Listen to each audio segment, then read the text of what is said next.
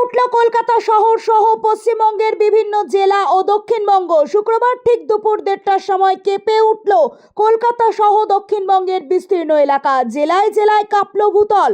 পশ্চিমবঙ্গের একাধিক জেলাতে কম্পন অনুভূত হয় রিক্টার স্কেলে, যার কম্পনের মাত্রা ছিল প্রায় 5.5। কলকাতায় আবারও ঘনীভূত হলো ভূমিকম্পের উৎসস্থল থেকে কলকাতার মাত্র 100 কিলোমিটারের মধ্যে। স্বভাবতই শুক্রবার দুপুরে উত্তর থেকে দক্ষিণ সর্বত্র কম্পন অনুভূত হয়। কলকাতায় ভূমিকম্পের সময় আতঙ্কে অনেকেই বাড়ি অফিস ছেড়ে বাইরে বেরিয়ে যান। রাজ্যের প্রধান প্রশাসনিক ভবন নবান্ন থেকেও কর্মীরা ভয়ে নিচে নেমে আসেন। ইতিমধ্যেই জানা গিয়েছে ভূমিকম্পের উৎসস্থল খুলনায় পশ্চিমবঙ্গের টাকি থেকে, যার দূরত্ব প্রায় 26 কিলোমিটার। কলকাতার পাশাপাশি দক্ষিণবঙ্গের জেলাগুলির মধ্যেও 2 মেদিনীপুর, ঝাড়গ্রাম, হাওড়া, হুগলি, 2 24 পরগনার মাটি কেঁপে ওঠে।